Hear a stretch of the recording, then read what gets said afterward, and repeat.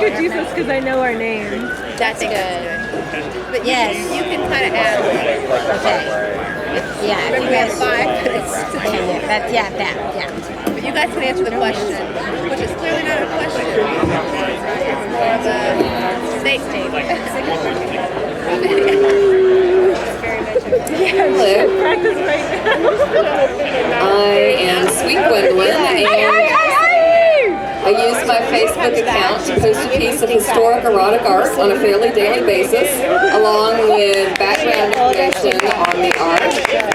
You're welcome. And I also include descriptions of what's going on in each scene because I feel it's important. I feel a lot of people don't have a language for discussing sexuality because it's so taboo. So I'm going to be showing several pieces of art, 6 pieces of art and 1 to grow on that I've posted recently along with the descriptions. So this piece is from 19th century India. In this scene, a fully nude female couple has sex on an opulent carpet under a decorative awning on the shore of a river with lotus lilies blooming on it. One lady is straddling the other lady from behind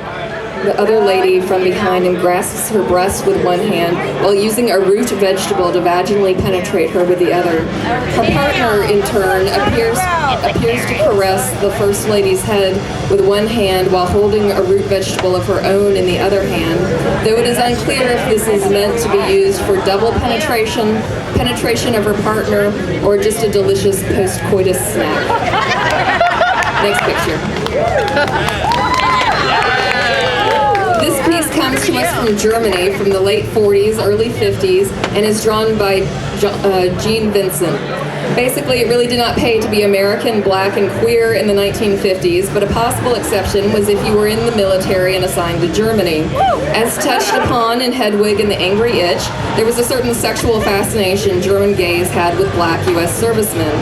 In this scene, we have 3 black American GIs and 2 German local boys.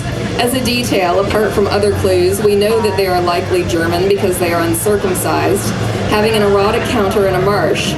Going from left to right, a GI has the head of his circumcised and rather large cock pressed against the asshole of a German man who is leaning forward mouth first towards the cock of another GI as both men sport hard-ons. Meanwhile, a GI and another German civilian pair off into an erotic embrace. The GI fondles the German with one hand and the other disappears behind him to possibly finger the German's asshole, while the German places one caressing arm around the GI and fondles the GI's cock with the other hand. Next slide. This piece of historic erotic art comes to us from ancient Greece and is dated somewhere between the 7th and 4th century BCE. In this image, a female couple each wields a dildo to tend to the needs of the lady on the left. The lady on the right manually stimulates her partner's pussy prior to inserting her dildo, while meanwhile the lady on the left angles her dildo towards her own asshole. Next slide. This piece of art is from 1770, Edo, Japan, and is by the artist Suzuki Harunobu. In this scene, a man is with an onagata, which was a male kabuki actor who specialized in female roles, who, though a private relationship cannot be ruled out, is more than likely meant to be a paying customer, as many onagatas were also kagamas, which were male prostitutes. The male presenting partner is lying mostly on his back on a mat on the floor of a tea house as he anally penetrates the onagata, who is lying on top of him with his back to his chest. The onagata has his legs spread to facilitate the process, and his bent knees allow him to hook his ankles under his partner's thighs to pull him further inside of himself as he partially turns towards his partner, who is also leaning up towards him. A hand coming from the far side of the couple appears to lightly caress the onagata's cock, though it is unclear who it belongs to. Next slide. So I also post pieces of historic gender-bendy art, and this comes to us from Bali, Indonesia. The staggering majority of gender-bendy art that I find are female-presenting figures with penises, which is why it is always gratifying when I find a male-presenting figure with a vagina. This piece is no more recent than from the 1970s and maybe much older, and it depicts a mustachioed male-presenting figure who appears to have a vagina and is fully pregnant.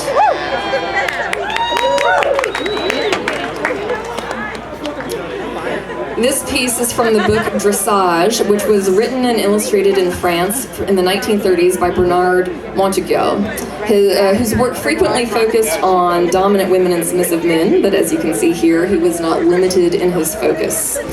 In this scene, a dominant man is receiving a blowjob from his submissive.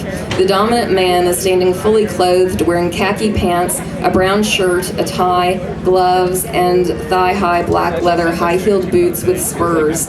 His tapered waist is cinched with a thick leather belt, and his face is concealed by a black bandit mask with a black veil that hangs below it. He has one foot on a small pedestal, with the other hand on his hip and the other holding a riding crop. With his body concealed, his sizable erection is the only part of him that is either visible or expressive. The submissive is undergoing a process of forced feminization and is wearing earrings, forearm-length black opera gloves, stockings, bright red stiletto heels with ankle straps so that he cannot remove them, a black corset, and a gold-colored dog collar. His wrists are bound behind him, and a metal rod is in his ass as he leans forward on his knees to perform oral sex on his master. Notably, the scene takes place in front of a large, full-length mirror, and the master is, along with the viewer, a spectator to the scene, as he, instead of simply looking down to observe the process, turns to the side to observe the scene in its entirety of his bound and feminized submissive giving him head, his own erection ignored and unattended. And in closing, if any of these images have tempted you to find someone to have sex with tonight, and sex with that partner or partners is going to involve at least one dick, please follow the advice of Tom of Finland and always use a rubber.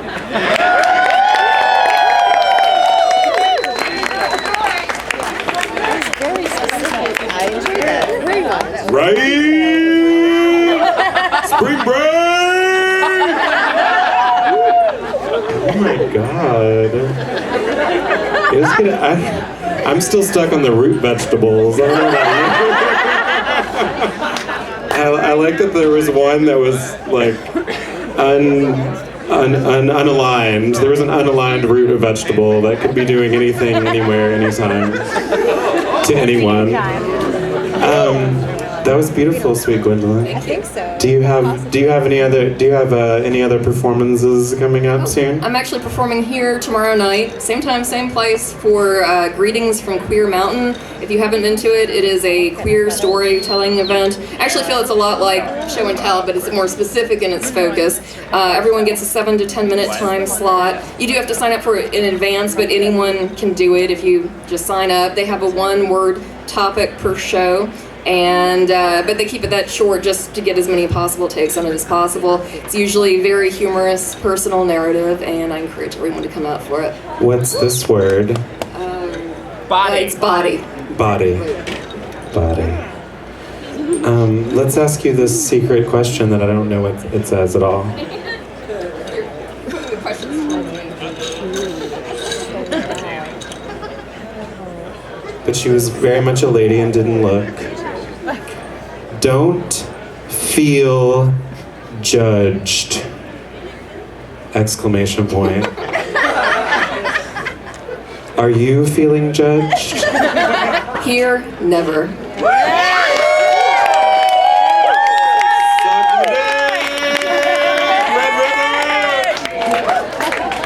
All right, we all up in this new space. Thank you, sweet Gwendolyn. Thank you.